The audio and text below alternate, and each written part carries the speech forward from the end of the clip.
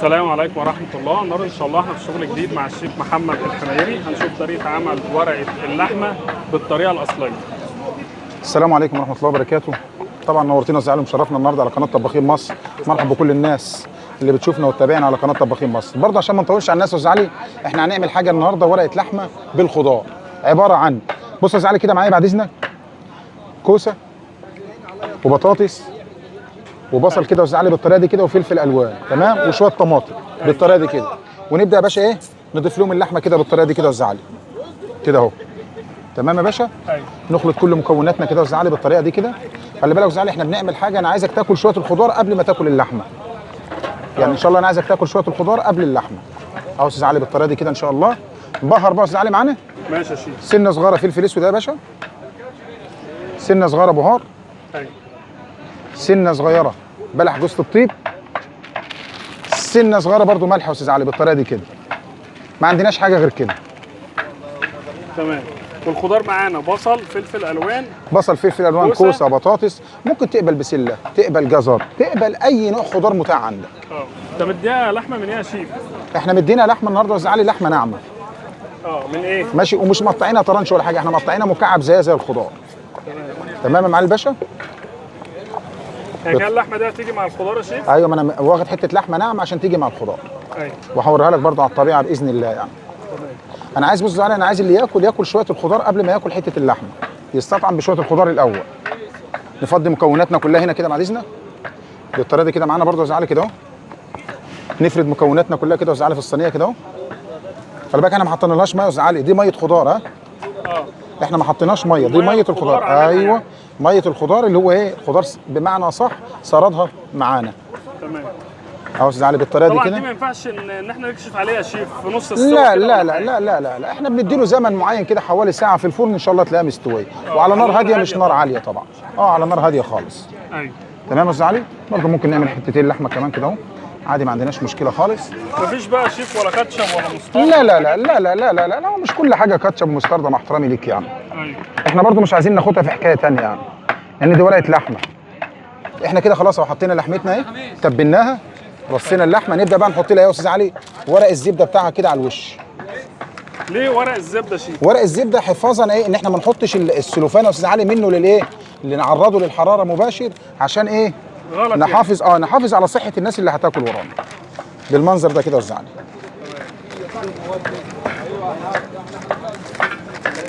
كده يا استاذ علي كده اهو. برضه يا شيف انت ضفت لي معلومه، ان لو حد كشف عليها في نص السوا ممكن اللحمه دي تغمق مننا. ممكن تغمق مني. هي والبطاطس بالظبط. انا مش انا عايز اتجنب الموضوع ده برضه يا استاذ علي.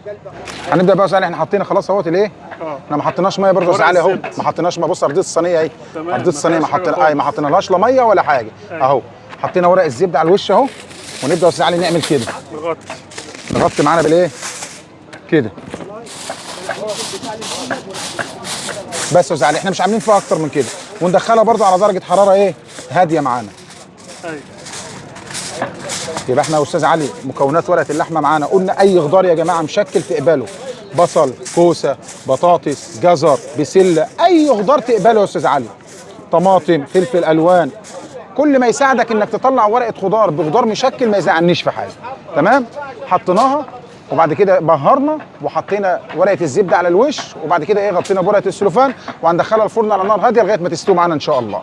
تاخد لها زي ساعه كده يا شيف؟ زي ساعه بالظبط. ساعه على نار هاديه باذن الله. تمام. كده بقى نشوف ورقه اللحمه اهي بعد السوا.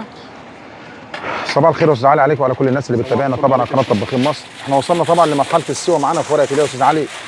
ورقه اللحمه اللي احنا ايه شرحناها معانا في الفيديو ان شاء الله. عايز اوريك بقى المنظر بتاعها الايه النهائي. طبعا ما كشفناش عليها شيف زي ما احنا قلنا. لا طبعا ما بكشفش انا وزعلي، لان احنا بفضل الله رب العالمين زي ما قلت لك احنا بنديها النار بتاعتها اللي احنا عارفينها انها تسويها، وبعد كده نوصل مع بعض. تعالى كده معالي الباشا، تعالى كده معالي الباشا. بص يا علي احنا بفضل الله رب العالمين لا اديناها ميه ولا اديناها حاجه. أيوة. بس بص بقى اللي انا عايز اوصله للناس يعني، معلقه ده يا شيف. بص كده يا استاذ علي معايا كده بعد اذنك. أيوة. بص البطاطسايه اهي تمام، وفي نفس الوقت بص المكعب زي انا ما قطعته هتلاقيه. بص يا باشا زي ما قطعته تلاقيه تمام، مفيش حاجه اتهرت. بص الكوسايه برده يا علي اهي، بص كده، بص اهي الطماطمايه اهي دايبه وماسكه نفسها، دايبه اهي بس ماسكه نفسها. بص يا علي تعالى بقى حته اللحمه بقى يا علي، بص كده بص حته اللحمه، بص بص كده يا استاذ علي. دايبه برضه. بص يا استاذ علي، بص كده، مش عايزه اصلا، بص مش عايزه حاجه، مش ما شاء عايزه الله. في نفس الوقت هو بتطلع معاك، وفي نفس الوقت هي ادتني شويه الصوص بس اللي انا ايه اللي هي سوت نفسها، مع ان انا ما اديتهاش اقسم بالله ميه ولا حاجه. بص يا استاذ علي اهي، هي مسويه نفسها في شويه الخضار بس اهو. هو اهم حاجه شوف النار الهاديه في التسويه. بالظبط كده اللي انا كنت بكلمك فيه بقى يا استاذ علي، ان انت ايه حته اللحمه تستوي معاك وتبقى واصله للسوى ده، وفي نفس الوقت هي ماسكه نفسها المكعب بالمكعب. بص يا استاذ علي اهو، حته في بص يا استاذ علي اهي سليمه اهي تمام.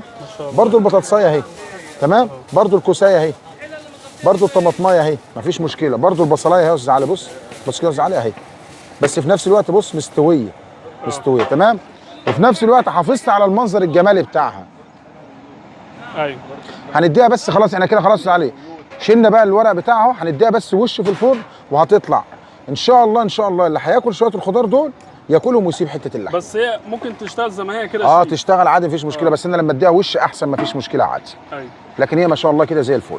ايوه يا استاذ علي، بفضل الله يا استاذ علي ورقه لحمه محترمه جدا جدا جدا، هتعجب كل الناس اللي هيجربوها وهيدعوا لنا من قلبهم عليها ان شاء الله، عشان احنا بنحب نفيد الناس وندي الناس معلومه زي ما انزلت معانا في قاموس الطباخه وفي مهنه الطباخه، بنديها للناس ما بنبخلش عليهم. افضل ورقه لحمه ان شاء الله هتعجبك وهتجربيها وهتبقى زي الفل معاك ان شاء الله، ورقه اللحمه اللي احنا عملناها بالطريقه دي بفضل الله رب العالمين. المكرونه بتاعتنا لسان بالايطاليانو يا استاذ علي اهو كده اهو. تعالى يا باشا كده خش على التفاصيل دي كده يا معالي الباشا. واخد قلوب ده شيف؟ قلوب وكلاوه يا باشا. طبعا دي حته لحمه يا استاذ علي احنا عاملينها النهارده ما شاء الله صواني خاصه كده زي ما حضرتك شايف معانا. معانا البشاميل يا استاذ علي اهو زي ما حضرتك شايف كده القطعه اهو. تمام. بومفريت المحاشي بتاعتنا برده يا استاذ علي اهي زي ما حضراتكم شايفين كده بالظبط. تعالى برده نوريك الخضار بتاعنا يا باشا.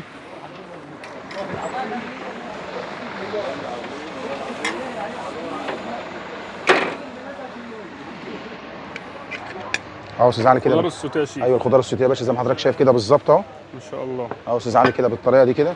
بص بص اللي انا عايز اوريه لك بقى في الخضار. بص يا باشا كل حاجه لوحدها، كل حاجه لوحدها، يعني الجزرايه يعني الكوسايه بالظبط، يعني البصلايه يعني مكعب اللحمه يعني حبايه البسل، كل حاجه لوحدها مستويه كويس. وعلى فكره احنا ما بنديش الخضار ده اي ادامه يا استاذ علي ولا توم ولا كلام من ده. تمام معانا كده طول الفرح بالظبط يا باشا، يفضل معاك كده بنفس الريتم. لا مفيش كلام ده خالص. كده بالمنظر ده كده يا استاذ علي كده اهو، كده برضه يا استاذ علي كده اهو. حاجه واحده كمان معايا يا استاذ علي. كفته فحم برضه يا جماعه اهي. طبعا الكفته النهارده معانا كلها بلدي يا استاذ علي. ما دخلناش فيها بفضل الله جرام من بره اهو يا استاذ علي. مخلل والزيتون بتاعنا اهو. الطحينه الجميله بتاعتنا اهي. شويه السلطه بتوعنا برضه يا باشا اهم. تمام كده ان شاء الله. ده ايه هتبقى السفره بتاعتنا النهارده كده يا استاذ علي زي ما حضرتك شايف كده. يبقى قلنا الرز البلدي بتاعنا اهو بالخلطه يا استاذ علي الجميل بتاعنا اهو. مكرونه الايطاليانو واللسان، رز البسمتي بالقلوب والكلاوي، اللحمه بتاعتنا اللي احنا عاملينها يا باشا اهي، الكفته بتاعتنا والبشاميل والمحاشي والبومفريت، اللحمه المعتاده يا باشا اهي، الخضار بتاعنا السوتيه، الطحينه، الزيتون، معانا شويه السلطه. فاضل لنا الكاستر برضه يا استاذ علي كده هنوريه للناس برضه معانا. الكاستر برضه بتاعنا يا استاذ علي اهو، عاملينه النهارده بصوصات متنوعه، حاجه ما شاء الله تحفه، بندق، كريز، كمبوت، صوصات فراوله وصوصات مانجا، معانا زي ما حضرتك شايف كده بالظبط يا استاذ علي. ده ان شاء الله هتبقى السفره بتاعتنا النهارده باذن الله رب العالمين. وبرده احنا قبل ما نتوكل على الله هنوريكم برده السفره على الطبيعه ان شاء الله باذن الله رب العالمين. يعني صوروا النبي الحاج ابراهيم وحد ابوك كده في الاستقبال عمك الحاج ابراهيم. ايوه والله عشان يبقوا عارفين ومتاكدين اننا جاي.